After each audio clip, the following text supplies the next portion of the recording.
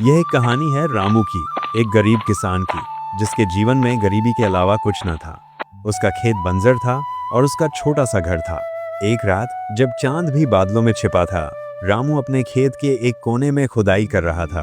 उसकी कुल्हाड़ी की हर चोट से मिट्टी के साथ निकल रही थी।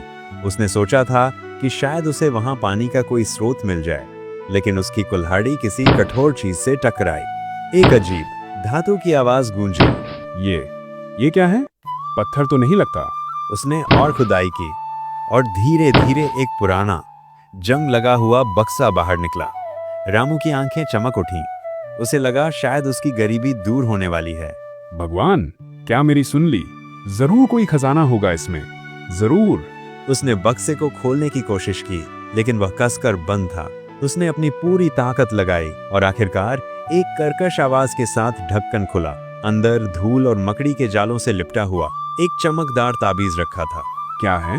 इतना चमक रहा है। कोई मणि तो नहीं, लेकिन इतनी रोशनी क्यों? जैसे ही उसने ताबीज को छुआ, एक ठंडी लहर उसके शरीर में दौड़ गई।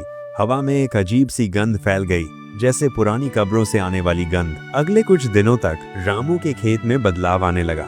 बंजर जमीन पर अचानक हरियाली छाने लगी। फसलें लहलहा उठी, मानो जादू हो गया हो। रामू की खुशी का ठिकाना न था। उसे लगा कि ताबीज ने उसकी किस्मत बदल दी है।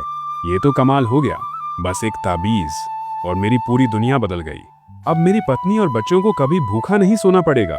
लेकिन जैसे जैसे उसकी समृद्धि बढ़ी, एक अजीब सी बेचैनी भी बढ़ने लगी। रात में उसे अजीबोगरीब आवाजें सुनाई देने लगी।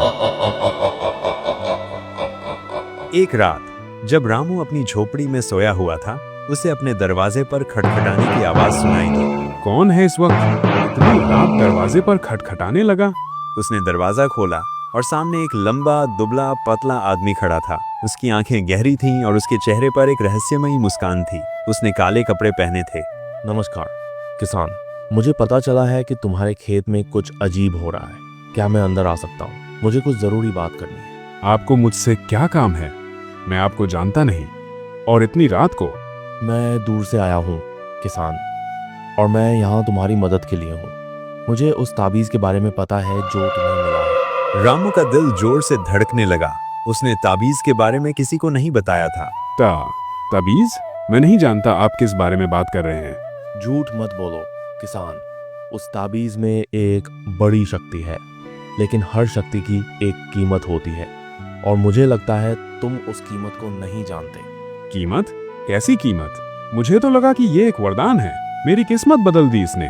वरदान या अभिशाप? उस ताबीज में एक प्राचीन आत्मा कैद है। एक ऐसी आत्मा जो तब तक शांत नहीं बैठेगी जब तक उसे कोई बलिदान न मिल जाए, और जिस दिन उसे बलिदान नहीं मिलेगा वह अपना बदला लेगी। बलिदान? ये क्या बकवास है?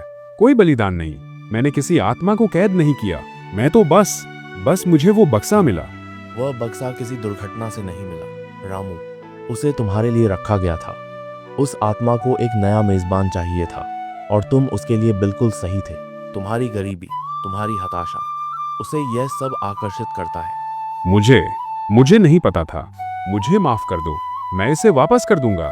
जहां से मिला था वहीं दफन कर दूंगा। अब बहुत देर हो चुकी है रामू। एक बार जब आत्मा किसी को चुन लेती है तो वह उसे नहीं छोड़ती, और तुम उसकी शक्ति का आनंद ले चुके हो। अब तुम्हें उसे कुछ देना होगा। हर रात जब चांद पूरा होगा, तुम्हें उसे कुछ देना होगा। नहीं तो वह तुमसे सबसे प्रिय चीज छीन लेगी। तुम्हारी फसल, तुम्हारे जानवर, या तुम्हारे अपने। रामू ने अपनी पत्नी और बच्चों के बारे में सोचा। उसका दिल दर्द से फट गया। नहीं, मैं ऐसा नहीं कर सकता। मैं किसी को बलिदान नहीं दे सकता। मैं एक किसान हूँ। मैं किसी को नुकसान नहीं पहुंचा सकता। तो फिर तुम्हें तैयार रहना होगा। अगली पूर्णिमा को तुम्हें पहला बलिदान देना होगा। अगर तुम नहीं करते तो वह आत्मा तुम्हारे परिवार पर कहर बरपाएगी। अजनबी अचानक गायब हो गया, जैसे वह कभी था ही नहीं। रामू वहीं फर्श पर बैठा रहा। उसका शरीर कांप रहा था। उसका मन भयानक विचारों से भरा हुआ था।